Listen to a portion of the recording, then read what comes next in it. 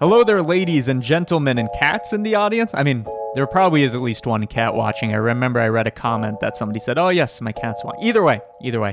Today we are doing Procedural Rust, and you're probably going to notice that it's a super quick tutorial because it's fucking easy. So let's get into it. So here's a basic scene. You have a sphere and a camera pointed at the sphere, and you're thinking, what does this have to do with Rust? Well, if I go into the render tab, you can see, oh, it's actually a metallic, material. And this is to illustrate the point that you're already going to have a material set up, whether it be a metal, a plastic, whatever. I mean, probably a metal if it's going to have rust. And we're going to overlay the rust effect on top of it. So once you have your object, whether it be a sphere or whatever, and it's metallic, so here you can see we have a BSDF with metal.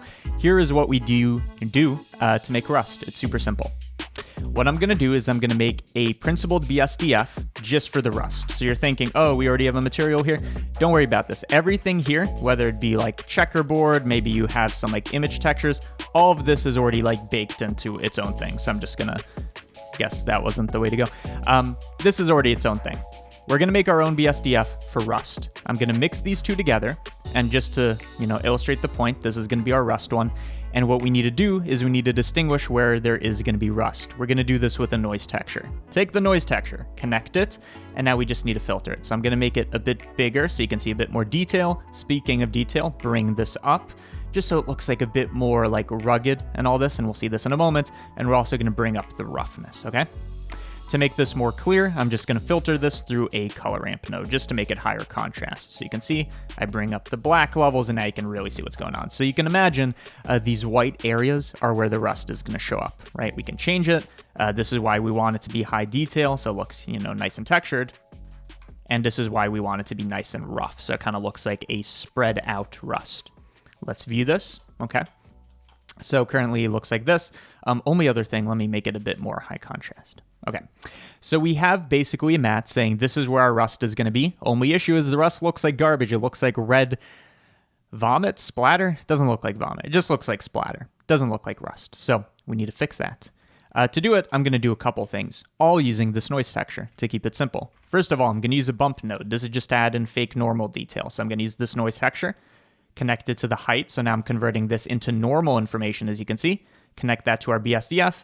And already looking a bit better. This thing is nice and textured. Next thing is we want this to be fully rough. That's what's going to distinguish it. It doesn't reflect light. It's rust, right? It's oxidized. And then finally, we just want to pick some good colors for this rust, not red. So I'm going to use a color ramp, just like last time, filter it through a color ramp.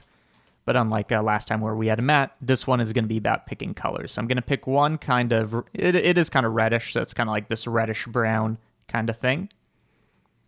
Okay. And the other color, I'm going to select here. We can just paste that over. So I just Control-C, Control-V. I'm going to have it go to a nice dark black. And you can see here we have this nice detail. Now, the nice thing about, and we need to connect that to the base color. The nice thing about using this noise texture for all of these is the color, the bump, all this is going to be driven by the same thing. So it'll look like it will make sense. So now we just got to kind of pick where we want our rust. So this is what controls it, this color ramp here.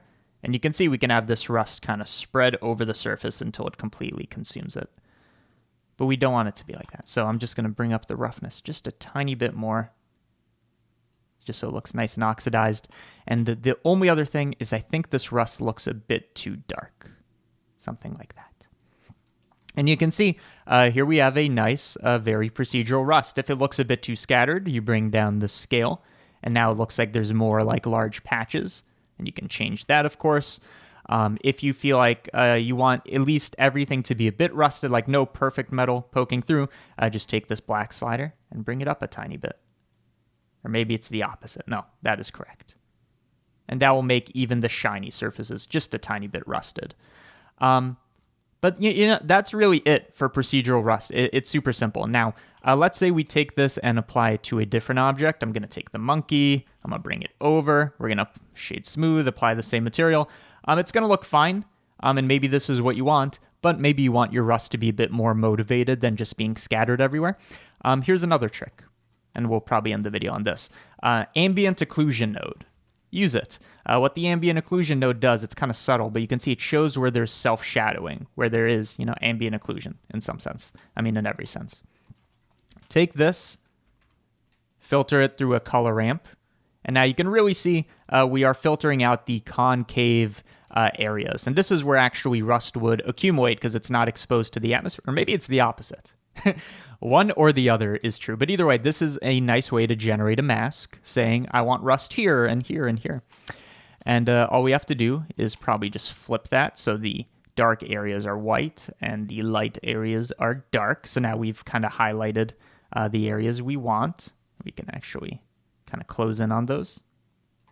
And then you take this. So this is just our rust again. Take it. And we are going to multiply the two of these. So not add, but multiply. And now it's kind of hard to see, but now the rust is only going to exist on these kind of concave areas, which is kind of realistic. To make it more intense, I'm just going to multiply it by a big number, like 20. And now you can actually see the rust is beginning to accumulate a bit more. If you want it to not be as strong, you just bring up this so that there is rust everywhere, just like much more in these concave areas. And this is just a general way to make a metallic object. Again, it could be any metal. This is already a material you made. Let it be gold, for example. Let me get this nice yellowish. And you just apply some rust over it. And I guess only other thing, rust could be, so if you have copper, the rust kind of oxidizes into this kind of turquoise thing, if you've ever seen like an old penny. You can control all of this, of course, as well. So don't, a lot of people are going to try to sell you rust materials. You can buy them, and they're probably better than this. But to get a pretty realistic look, it only takes a couple notes. Either way, how long was this one? Wow, it felt like longer. 7 minutes, whatever. Either way, hopefully you enjoyed. A quick little finishing thing before we finish. Patreon, I want to thank all 740 to 750 large penised individuals who monthly, join the Patreon for this channel and the CG Matter one. Why? Maybe they just want to, but they get a bunch of benefits. So, for example, they get any blend file I've ever made. That's a couple hundred at this point. Like, for example, I'll probably upload this Rust material. Like, why not? It's simple. But you get access to blend files that are bigger as well. So, blend files, exclusive tutorials that are only on Patreon. I actually recorded one today. It's actually uploading right now. That's why there's this Chrome tab open. I did the face opening effect from the headache video on that one. You also get early access to tutorials, all that. So if you are interested in any of this, there's a link in the description. What are you going to do with your mouse? You're going to bring it over. You're going to click it. You're going to pay that money. No, do what you want. Hopefully you learned something from this tutorial, and I am gone like smoke. I've vanished. Goodbye.